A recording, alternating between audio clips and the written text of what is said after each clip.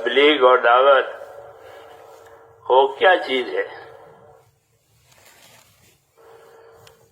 کیا چیز ہے؟ تو بات یہ ہے کہ تبلیغ اور دعوت اپنی زندگی کی ذمہ داریوں کو پورا کرنا ہے آخرت بنانے کے لیے۔ یہ تبلیغ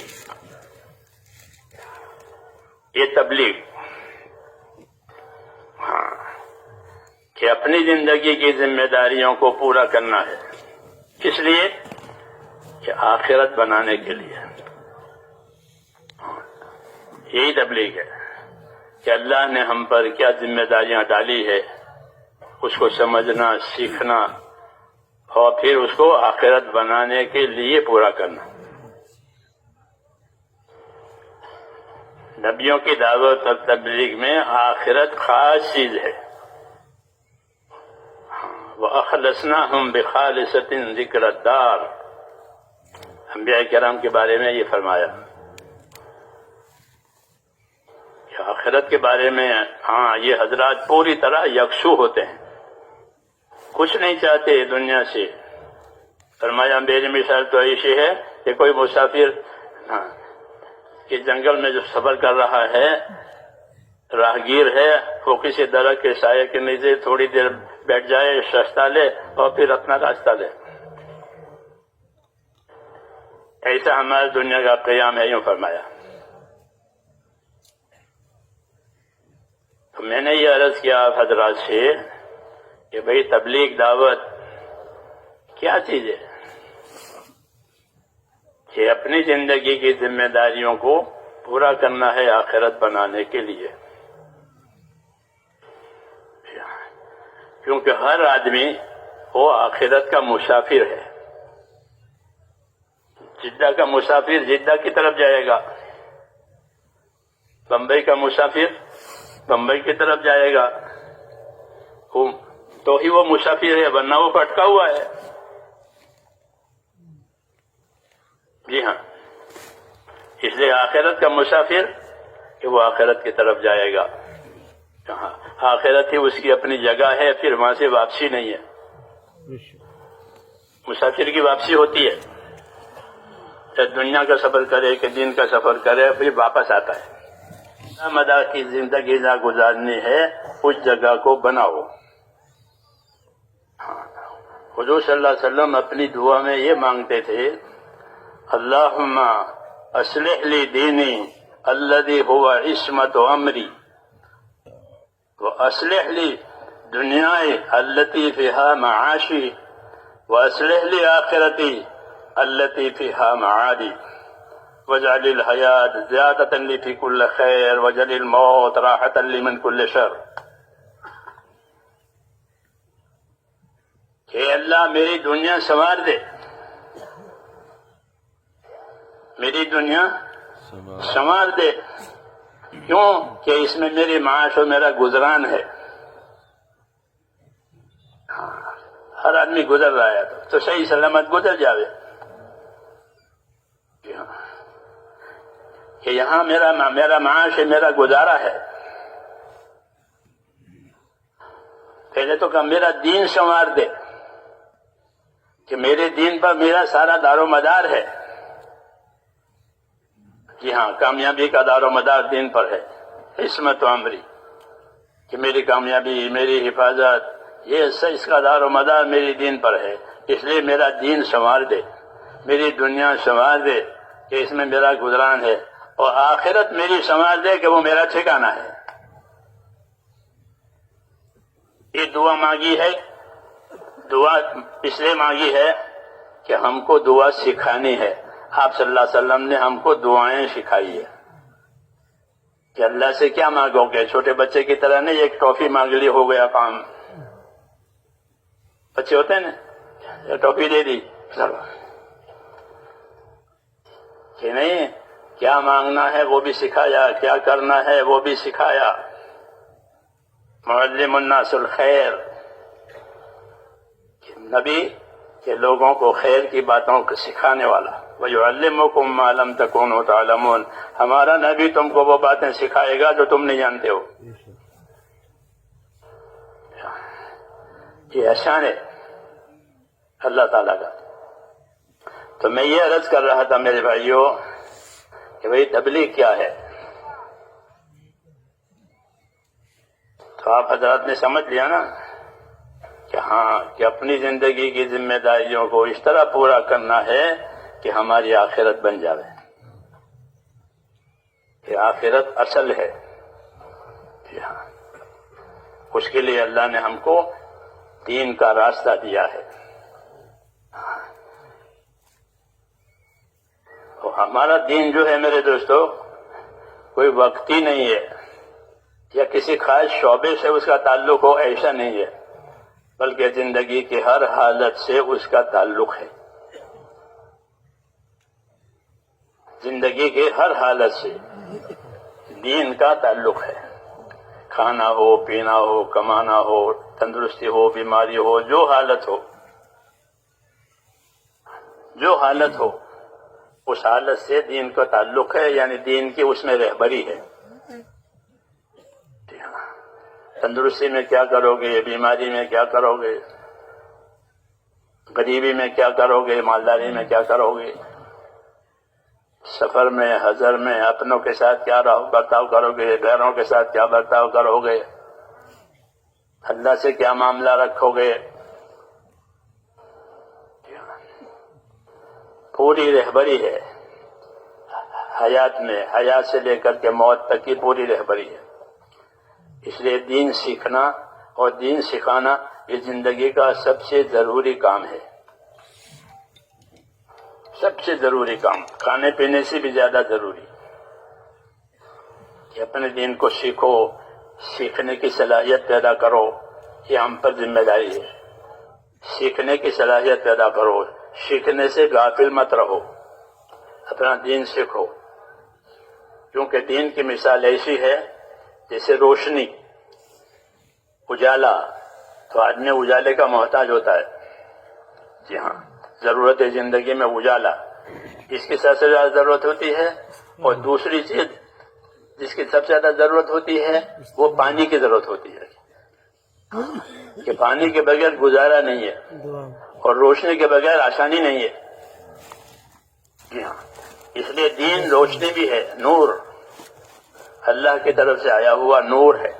وَأَنزَلْنَا إِلَيْكُمْ نُورًا مُبِينًا، ہم نے تمہاری طرف ایک خاص، ایک کھلا ہوا نور اتار دیا، یعنی قرآن شریف۔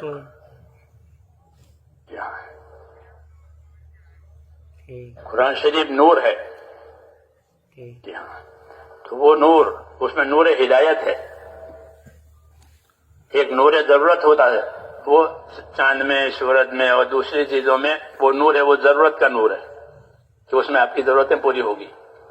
جی ہاں، روشنی میں ایک نور ہدایت ہے، ہاں، وہ نور دل کو چاہیے، یہ روشنی آنکھوں کو چاہیے، کیونکہ یہ روشنی ہوگی تو آنکھیں کام نہیں کرے گی اندھیرے میں۔ ایسے ہی دلوں کے لیے روشنی ہے، وہ نور ہدایت ہے جو رسول صلی اللہ علیہ وسلم کو دیا گیا۔ وَأَنزَلْنَا إِلَيْكُمْ نُورًا مُبِينًا قَدْ جَاءَ إِلَيْكُمْ وَأَنزَلْنَا إِلَيْكُمْ نُورًا مُبِينًا، اور رسول صلی اللہ علیہ وسلم کو بھی اللہ تبارک و تعالیٰ نے نور دے کر بھیجا ہے، انہیں آپ کے طریقے، آپ کی سنتیں، آپ کی طرف سے جو ہدایتیں ملی ہیں وہ بھی نور ہے۔ سنت کا نور سب سے زیادہ ہے، سنت کا نور۔ اس لیے عادات میں، عبادات میں ہمیں سنت طریقے سکھائے گئے ہیں کہ عادات میں بھی سنت طریقے کہ سیدھے ہاتھ سے اچھے کام کرو، ویسے کام دوسرے ہاتھ سے کرو، یہ سکھایا۔ عائشہ صدیقہ فرماتی تھی حضور صلی اللہ علیہ وسلم اپنا یہ دایاں ہاتھ اچھے کاموں میں استعمال ہوتا تھا، کسی کو دینا لینا کچھ، اور دوسرا کام ہے جوتی پکڑنا، جوتی لینے ہاتھ، تو جوتی کون سے ہاتھ سے پکڑیں گے؟ کہ الٹے ہاتھ سے۔ یہ جو ایسی چیزیں ہیں اس کے لیے، کہ اس کے لیے بایاں ہاتھ، جو اچھی اچھی چیزیں ہیں اس کے لیے سیدھا ہاتھ۔ یہ سنت طریقے، آداب سے لے کر کے فرائض تک سب سنت طریقے سکھائے ہیں، کیوں کہ اس سے زندگی میں نورانیت آتی ہے۔ سب سے زیادہ نورانیت کے کس میں کہ سنتوں کی پیروی میں. اس لیے حضور صلی اللہ علیہ وسلم کو اللہ تعالیٰ نے بھیجا ہے دو بڑی نعمتوں کے ساتھ. دو بڑی نعمتوں کے ساتھ بھیجا ہے، ایک ایمان ایک علم. ایک ایمان اور ایک علم. ایمان لا الہ الا اللہ محمد الرسول اللہ، یہ ایمان کا کلمہ ہے، کلمہ طیبہ ہے، اللہ سے تعلق کا کلمہ ہے، اللہ پر یقین، اللہ کی قدرت پر یقین، اس کے خزانوں کا یقین اس کلمے میں ہے. اور یہ کہ نفع کا، نقصان کا، عزت کا، ذلت کا، جتنے حالات ہیں ان تمام حالات کا مالک اللہ ہے. وہ تمام حالات اللہ کی طرف سے آئیں گے، اللہ کی طرف سے اٹھا لیے جائیں گے. جیسے موسموں کو اللہ لاتے ہیں، دن چھوٹے ہو گئے، آج کل رات بڑی ہو گئی، یہ حالت. اب اس کو اٹھا لیں گے، پھر دن بڑے ہو جائیں گے اور راتیں چھوٹی ہو جائیں گی. ایسے ہی جو انسانیت بچتی ہے ان کے حالات کبھی تنگ ہو جائیں گے، کبھی کھل جائیں گے. اب رات بہت لمبی ہے، آرام کرو، بہت لمبی. اس لیے کہا یہ لمبی لمبی راتیں ہیں، چھوٹے چھوٹے دن ہیں، کہ اس کو غنیمت باردہ بتایا کہ یہ غنیمت باردہ ہے، ٹھنڈی غنیمت. یعنی روزہ رکھو گے تو کوئی لمبا روزہ نہیں ہوگا، اور رات کو عبادت کرو گے تو بڑا موقع ملے گا اور کوئی دقت نہیں. گرمی میں دقت ہوتی ہے، رات کی بھی دن کی بھی، رات چھوٹی ہو گئی، دن لمبے ہو گئے، گرمی ہو گئی، طبیعت میں اضمحلال اور کمزوری آ جاتی ہے. گرمی کی وجہ سے اعصاب بھی کمزور ہو جاتے ہیں، اس میں نہیں ہوتے. جی ہاں، غنیمت باردہ، روزہ رکھو گے تو وہ بھی ہلکا ہوگا، عبادت کرو گے تو بڑا موقع ملے گا رات میں. تو اللہ کی طرف سے حالات آتے ہیں، یہ کھول دیتے ہیں، حالات تنگ کر دیتے ہیں. اور حکمت یہ ہے کہ حالات کو اللہ تعالیٰ امتحان کے لیے لاتے ہیں. ہاں، وَنَبْلُوكُمْ بِالشَّرِّ وَالْخَيْرِ فِتْنَةً، کہ ہم تمہارے لیے خیر اور شر کے حالات سے آزمائیں گے، تو دیکھیں گے کہ کون کتنا پابند ہے، کون کتنا متوجہ ہے. جی ہاں، کون کتنا متوجہ ہے مقصد کی طرف، کون کتنا پابند ہے مقصد پورا کرنے میں. یہ حالات میں رکھیں گے. پھر جب وہ صحیح اترے گا تو اللہ تعالیٰ اس کو اصل کام کا بھی بدلہ دے گا اور حالات کا بھی بدلہ دے گا. حالات کا بھی بدلہ دیں گے اور اصل کام کا بھی بدلہ دیں گے. یہ انعام ہے. بھئی حالات، ٹھنڈے پانی سے وضو کیا ہے سخت سردی میں، کہ وضو کا بھی ثواب ہے اور ٹھنڈ کا بھی ثواب ہے. کہ سخت گرمی میں دوپہر کو مسجد دور تھی پھر بھی چل کر کے ظہر کی نماز پڑھی، گرمی میں چل کر کے. کہ ہاں، کہ گرمی میں چل کر کے گیا ہے اس کا بھی انعام ہے اور نماز کا بھی انعام ہے.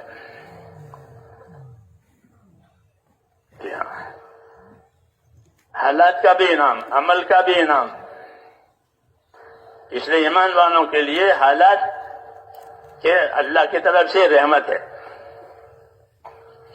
کہ ناگوار حالات آئے تو ناگوار حالات کا اللہ انعام دیں گے، اور ناگوار حالات میں جو کام کیا ہے اس کا بھی انعام دیں گے. اور اچھے حالات آئے کہ اچھے حالات میں شکر گزاری کی ہے. کیا ہے؟ اچھے حالات میں غفلت آ جاتی ہے، بے پرواہی آ جاتی ہے کہ اب تو حالات اچھے ہو گئے، کوئی پریشانی نہیں ہے، کھانے کے پینے کے سب حق. کہ نہیں، یہ بات نہیں ہے. بلکہ اچھے حالات شکر گزاری کے لیے ہوتے ہیں. ہاں، نبیوں کا یہی طریقہ ہے کہ وہ اچھے حالات میں شکر گزار ہوتے ہیں. سلیمان علیہ السلام کو اللہ نے بادشاہت دی ساری دنیا کی، اور دعا سے دی. کس سے دی؟ انہیں کوئی بادشاہت حاصل کرنے کے لیے کوئی الیکشن نہیں لڑنے پڑے ان کو. جی ہاں، لوگوں سے لڑائی نہیں لڑنی پڑی ملک حاصل کرنے کے لیے. جی ہاں، کوئی مروجہ طریقہ نہیں ملک لینے کے لیے، بلکہ محض دعا پر ان کو ساری دنیا کی بادشاہت دی تھی۔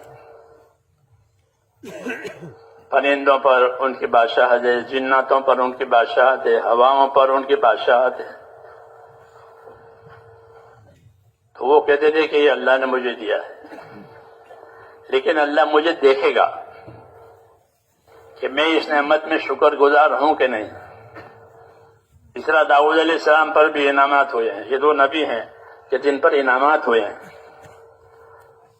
دنیاوی اعتبار سے بھی بادشاہتیں دی اللہ نے ان کو۔ داؤد علیہ السلام کو بھی بادشاہت دی، ایسی بادشاہت دی کہ سارے بنی اسرائیل ان پر متفق ہو گئے، ورنہ بنی اسرائیل متفق نہیں ہوتے۔ کجروی ان کے اندر ہے، ان پر متفق ہو گئے۔ ہاں، ان کو بھی بادشاہت دی، ان کو بھی بادشاہت دی۔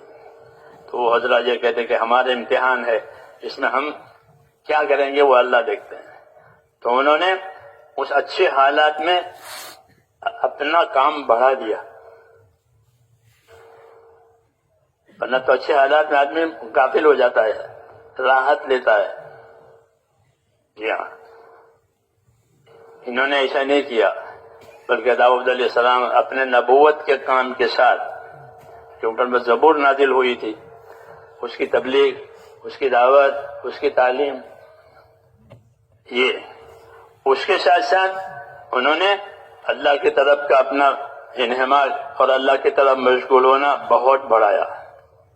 حضور فرماتے تھے کہ داؤد جو اللہ کے نبی ہیں، ایک دن روزہ رکھتے تھے، ایک دن افطار کرتے تھے، ایک دن روزہ رکھتے تھے، ایک دن افطار کرتے تھے۔ ہاں، اور راتوں کے اوقات مقرر کر رکھے تھے عبادتوں کے۔ اور روزی کے لیے فرمایا داؤد اپنے ہاتھ سے کما کر کے کھانا کھاتے تھے۔ حالانکہ بادشاہ تھے، بیت المال بہت زیادہ تھا، اس میں سے نہیں کھاتے تھے، بلکہ اپنے ہاتھ کی کمائی سے کھاتے تھے، لوہے کا کام کرتے تھے، لوہار ہوتے، لوہے کا کام کرتے تھے، اس کمائی سے کھاتے تھے، بیت المال سے نہیں لیتے تھے۔ بیت المال لوگوں کے لیے، اپنے ہاتھ کی کمائی۔ کان یاکل بعمل یدہ، حدیث شریف میں کان یاکل بعمل یدہ، اپنے ہاتھ کی کمائی سے کھاتے تھے، بادشاہت بھی کرتے تھے، نبوت کا کام بھی کرتے تھے، عبادت بھی کرتے تھے۔ کیوں کہ اللہ نے حالات اچھے بنائے ہیں، حالات اچھے بنائے ہیں۔ تو حالات میں کیا کرنا ہے؟ کہ شکر کرنا ہے۔ شکر کا تقاضا تھا، شکر کا تقاضا تھا اللہ کی طرف سے۔ کیا تقاضا تھا؟ کہ اعملوا آل داود شکرا وقلیل من عبادی الشکور، اے داؤد کے خاندان والو، اپنی کارگزاری شکر والی بناؤ۔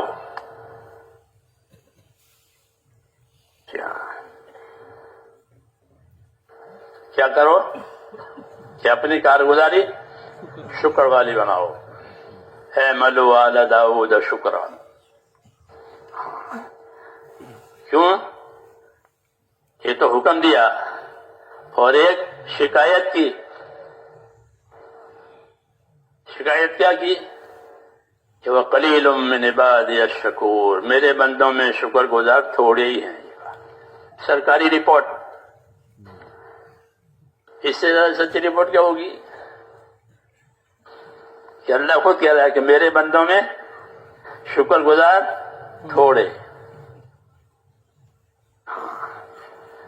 یہ آگاہ کیا ہے اللہ نے، یہ چیزیں اتار کے کہ بھئی اچھے حالات میں شکر گزار بنو، میرے شکر گزار بندے تھوڑے ہی ہیں۔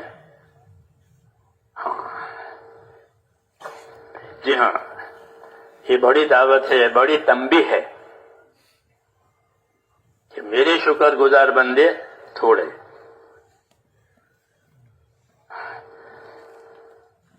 جب شیطان وہاں سے مردود ہوا تھا جنت میں سے، تو اس نے اللہ کے سامنے جو گستاخی کی تھی بے ادبی، اس میں ایک گستاخی یہ بھی تھی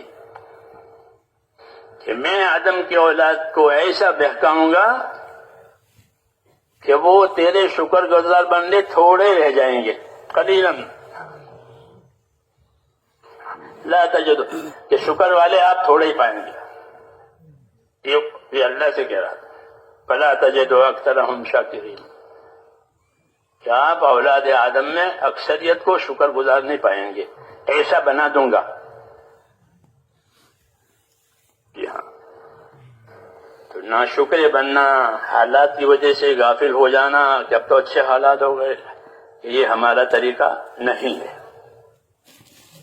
بلکہ ہم کو اللہ اگر اچھے حالات دیں تو کیا کرنا چاہیے؟ کہ اس کے کام کو زیادہ کرنا چاہیے کہ اب تو میرے حالات اچھے ہو گئے ہیں، اب تو میرا اللہ مجھے نعمتوں سے آزمائے گا، کبھی مصیبتوں سے آزماتا ہے، اب نعمتوں سے آزمائے گا۔ تو نعمتوں کی آزمائش میں جمنے والے تھوڑے ہوتے ہیں، کیونکہ سامنے نعمتیں کیسے بچے گا؟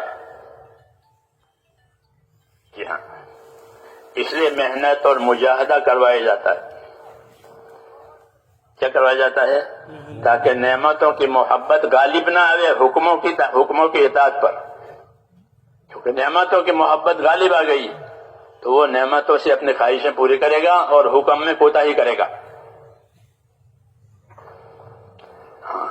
اس لیے محنت مجاہدہ کرایا جاتا ہے تاکہ وہ اپنی خواہشوں میں اعتدال پیدا کرے۔ حیات الصحابہ میں مستقل ایک باب لکھا ہے حضرت جی رحمت اللہ علیہ نے کہ صحابہ کرام کا اپنی خواہشوں میں سے نکل جانا، کہ خواہشوں میں گرفتار ہو جاتا ہے آدمی، خواہشوں میں پھنس جاتا ہے، وہ حضرات اپنی محنتوں سے اس میں سے نکل گئے۔ اب خواہشوں کا کوئی بند ان پر نہیں ہے، وہ اپنے خواہشوں کے مقابلے میں حکموں پر آ گئے۔ مولانا الیاس صاحب رحمۃ اللہ علیہ ترغیب دیتے تھے نکلنے کی، اس میں یہ ارشاد فرماتے تھے کہ اللہ کے راستے میں ایسے پھرو ایسے پھرو ایسے پھرو کہ کوئی چیز معلوفات اور مرغوبات میں سے تمہیں اپنی طرف نہ کھینچے، اپنی پسندیدہ چیزوں میں سے کوئی چیز تمہیں اپنی طرف نہ کھینچے، ایسے بنو۔ آئے گی اللہ کی طرف سے اچھی چیزیں بھی آئے گی، من پسند چیزیں بھی آئے گی، وہ تو دیں گے اللہ تعالیٰ، مگر وہ چیزیں تمہیں کھینچے نہیں اپنی طرف، بلکہ تمہیں اپنا دین کھینچے، ایسے بنو۔ نعمتوں کو اللہ نے حرام نہیں کیا ہے، بلکہ نعمتیں ہمارے لیے ہے۔ جی ہاں، نعمتیں ہمارے لیے، لیکن اس میں اللہ کے حکموں کی رعایت کے ساتھ کرنے کے لیے اپنی تربیت کرنی پڑتی ہے۔ کیا کرنی پڑتی ہے؟ کہ اپنی تربیت کرو، اللہ کے راستے میں ایسی محنت کرو کہ نعمت کا غلبہ کم ہو جاوے، حکم کا غلبہ زیادہ ہو جاوے۔ جیسے روزہ دار ہوتا ہے، وہ نعمتیں نہیں کھاتا روزے میں، وہ صبر کرتا ہے، اس کا صبر جو ہے وہ نعمتوں کے مقابلے میں ہے، خواہشوں کے مقابلے میں جو صبر ہے وہ روزے میں ہے۔ جی ہاں، اس لیے اللہ نے فرمایا کہ روزہ میرے لیے ہے اور میں اس کا بدلہ دوں گا، کہ وہ نعمتوں کے مقابلے میں صبر کر رہا ہے۔ کہ کھانا پینا جتنی چیزیں منع ہے سب، جب تک کہ افطار نہ ہو جائے۔ یہ تربیت کی بات ہے اللہ کی طرف سے، کیوں کہ اس طرح ہونے سے دین آسان ہو جاتا ہے۔ دین آسان کہ اب کوئی چیز کھینچ نہیں رہی ہے۔ جی ہاں، نہیں تو پھر آدمی کا استقامت اور آدمی کی پابندی جو ہے وہ ٹوٹ جاتی ہے۔ جب محنت میں نہیں ہوتا وہ تو وہ پابندی نہیں ہوتا، ہاں فرائض غائب ہو جاتے ہیں، حرام میں پھنس جاتا ہے۔ کیوں کہ پابندی کی طاقت نہیں ہے، حرام کے مقابلے میں صبر کرنا پڑتا، وہ صبر نہیں ہے تو حرام میں پھنس جاتا ہے۔ فرض ادا کرنے کے لیے طاقت چاہیے، وہ طاقت نہیں ہے تو فرائض میں کوتاہی ہو جاتے ہیں، نماز قضا ہو گئی۔ اب اللہ پاک نے اس محنت میں یہ اثر رکھا ہے کہ جب یہ محنت صحیح ہوتی ہے تو اتنا تو ضرور ہوتا ہے کہ وہ فرائض کا پابند ہو جاتا ہے۔ اس کا فرائض کا پابند ہو گیا، نمازی بڑھ گئے محنت سے ساری دنیا میں، حاجی بڑھ گئے، صدقہ خیرات کرنے والے بڑھ گئے، فرائض آیا، یہ بڑا انعام ہے۔ حرام سے بچنے والے پیدا ہو گئے، ہاں اپنی اپنی سمجھ صلاحیت کی مطلب دیکھ کے یہ چیز میری زندگی میں حرام ہے تو نکال دیا اس کو۔ اور یہ بڑی بات ہے، بڑی بات اس وجہ سے ہے کہ کوئی آدمی اللہ تعالیٰ کا مقرب بندہ بن نہیں سکتا جب تک کہ اللہ کے فرائض کو اچھی طرح ادا نہ کرے۔ فرائض کو چھوڑے بغیر کوئی اللہ سے قریب نہیں ہو سکتا۔ سب سے زیادہ اللہ کی رحمتوں سے اور قبولیت سے قریب ہونے میں اللہ کے فرائض کو بڑا دخل ہے۔ جتنے اللہ کے فرائض ہیں اگر اس کو برابر ادا کرا وہ اللہ کا مقرب بن جائے گا۔ ایک بات تو یہ ہوئی کہ فرائض کے ادا کیے بغیر کوئی آدمی اللہ کا مقرب نہیں ہو سکتا، حدیثوں میں ہے یہ۔ دوسرا حرام سے بچنا، کہ حرام سے بچنا یہ بڑی طاقت چاہتا ہے کس کے؟ ایمان کی۔ خدا کے خوف کے بغیر حرام سے بچنا آسان نہیں ہے۔ اللہ کا خوف ایسی چیز ہے کہ جو اس کو حرام سے بچائے۔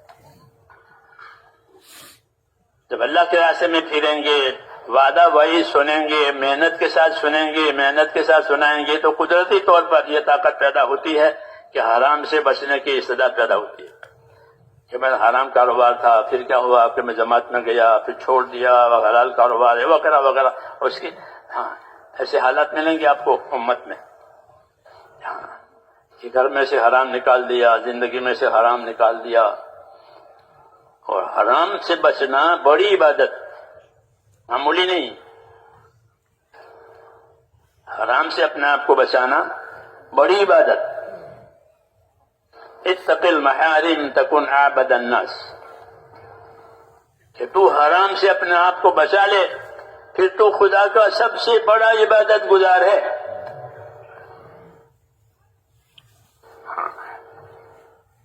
مختلف لائنوں کے حرام ہوتے ہیں، خالی شراب شوگر نہیں بلکہ مختلف لائنیں۔ اللہ کے محرمات، اللہ کے منع کی ہوئی چیزیں ہیں، ان سے بچنا ضروری ہے، ان سے دور رہنا ضروری ہے۔ تو اس کی طاقت پیدا کرنی پڑتی ہے۔ اللہ پاک نے ہم کو جو محنت دی ہے اس محنت میں اللہ نے یہ اثر بھی رکھا ہے کہ آدمی میں حرام سے بچنے کی طاقت پیدا ہوتی ہے، فرائض کے ادا کرنے کی طاقت پیدا ہوتی ہے۔ جی ہاں، یہ نعمت ہے اللہ تعالیٰ کی ایک۔ اس لیے میں نے کہا بھائی تبلیغ کیا کہ اپنی زندگی کی ذمہ داریوں کو پورا کرنا ہے آخرت بنانے کے لیے۔ اس لیے ان ذمہ داریوں کو سمجھنا اور سیکھنا، اتنے پر گزارا نہیں کر لینا ہے کہ میں نے وقت لگا دیا، بہت اچھا کیا وقت لگایا ہے۔ وقت لگانے سے کیا حاصل ہوا؟ صبح شام تک آدمی دکان میں بیٹھتا ہے، وقت دیتا ہے دکان کو تو دیکھتا ہے کیا کمایا، سال میں کیا کمایا۔ جی ہاں، محنت میں کیا ملا، تو اس محنت میں بھی ہمیں یہ دیکھنا ہمیں کیا ملا، کہ آخرت کا رجحان ہمارے اندر پیدا ہو جاوے۔ کیا پیدا ہو جاوے؟ آخرت کا رجحان۔ اللہ تعالیٰ نے ہم کو آخرت کے لیے پیدا کیا ہے۔ ان الدنیا خلقت لکم وانکم خلقتم للآخرہ، یہ فرمایا کہ دنیا اللہ نے تمہارے لیے پیدا کر دی ہے اور کسی کے لیے نہیں پیدا کی۔ جناتوں کے لیے، جانوروں کے لیے دنیا نہیں پیدا ہوئی ہے، ہمارے لیے پیدا ہوئی ہے۔ اور صرف پیدا ہی نہیں کی ہے بلکہ پیدا کر کے دنیا کو ہمارے کام میں لگایا ہے۔ یہ کہا، یہ بھی بڑا کمال ہے کہ دنیا کو ہمارے کام میں لگا دیا۔ وَسَخَّرَ لَكُم مَّا فِي الْأَرْضِ جَمِيعًا، زمین میں جتنی چیزیں ہیں ان سب کو اللہ نے تمہارے کام میں لگا دیا، لوہا ہو، لکڑا ہو، جانور ہو، تمہارے کام کے لیے۔ جی ہاں، آسمان زمین سب آپ کے کام کے لیے، آپ کے لیے تابع ہیں، خدمت کے لیے، کوئی انکار نہیں گا۔ سمندر بھی آپ کے کام کے لیے۔ جی ہاں، وَسَخَّرَ لَكُمُ سمندروں کے راستے سے روزی کماتے ہیں، سمندر کے راستے تجارتیں ہوتی ہے، نوکریاں ہوتی ہے، سمندر سے مچھلی بھی نکالتے ہیں، موتی بھی نکالتے ہیں، کیا بڑے بڑے کاروبار، بڑے بڑے جہاز چلتے ہیں. کیوں کیا جائے گی؟ اس نے عبادت کا حکم دیا ہے، مدد کا وعدہ کیا ہے، دعا کا حکم دیا ہے، قبول ہونے کا وعدہ کیا ہے.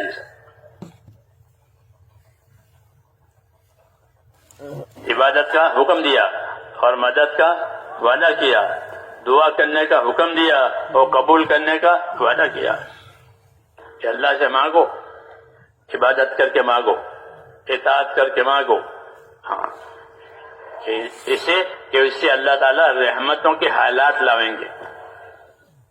عبادت اور اطاعت دنیا میں اور آخرت میں رحمتوں کے حالات لانے کا ذریعہ ہے.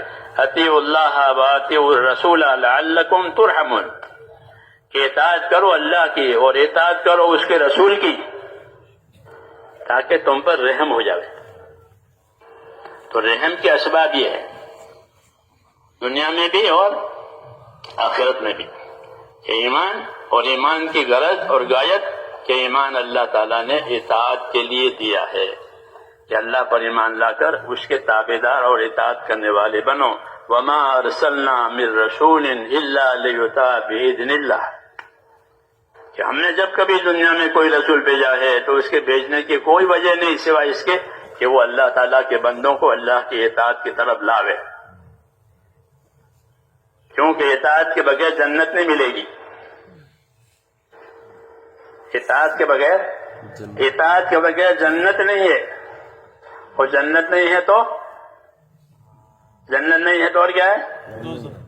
کہ دوزخ. دوسری جگہ ہی نہیں ہے، تیسری کوئی جگہ نہیں ہے بیچ کی، کیا جنت یا دوزخ. بس اس لیے اطاعت کا راستہ بتایا ہے. ہاں، اطاعت پر عمل کرنے کے لیے جان اور مال کی طاقت دی ہے. اس کی جان اور مال کی طاقت،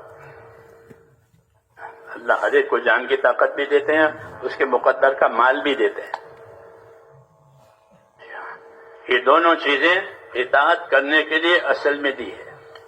نافرمانی کرنے کے لیے کوئی نعمت نہیں دی ہے، اور نافرمانی کرنے کی کوئی جگہ بھی نہیں ہے زمین میں.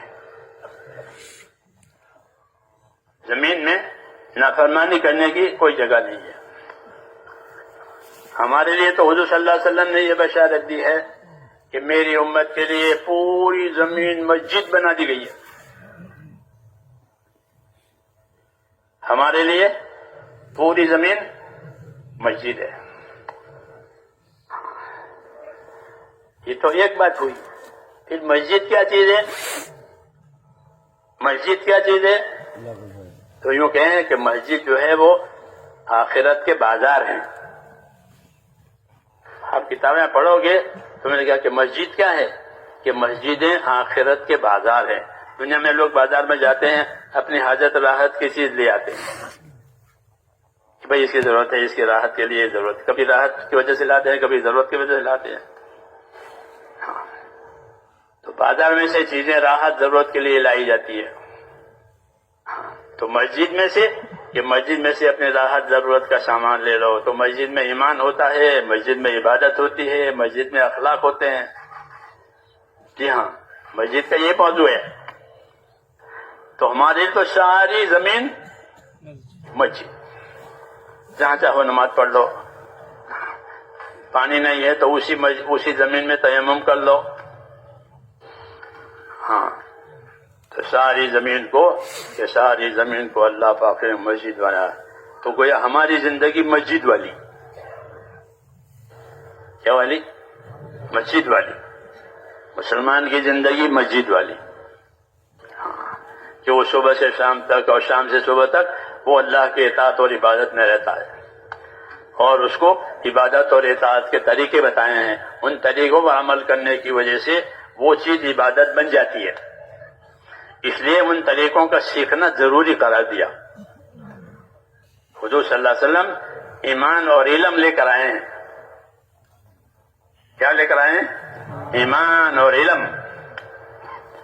ایمان سے اللہ رسول سے تعلق. پھر اس تعلق کا کیا حق ہے؟ ہر تعلق کے حقوق ہوتے ہیں. ہر تعلق کے حقوق ہوتے ہیں. بیوی سے تعلق ہے تو بیوی کا حقوق ہے. اولاد سے تعلق ہے تو اولاد کے حقوق ہیں. زمین جائیداد سے تعلق ہے تو اس کے حقوق ہیں. ہر تعلق حقوق مانگے گا. تو اللہ رسول سے بھی تعلق ہے جہاں کہ اللہ کی عبادت کی جائے گی اور رسول صلی اللہ علیہ وسلم کی تابعداری کی جائے گی اس عبادت میں. یہ حق ہے. حضرت معاذ رضی اللہ تعالیٰ عنہ سے حضور نے پوچھا کہ معاذ آپ کو معلوم ہے اللہ کا کیا حق ہے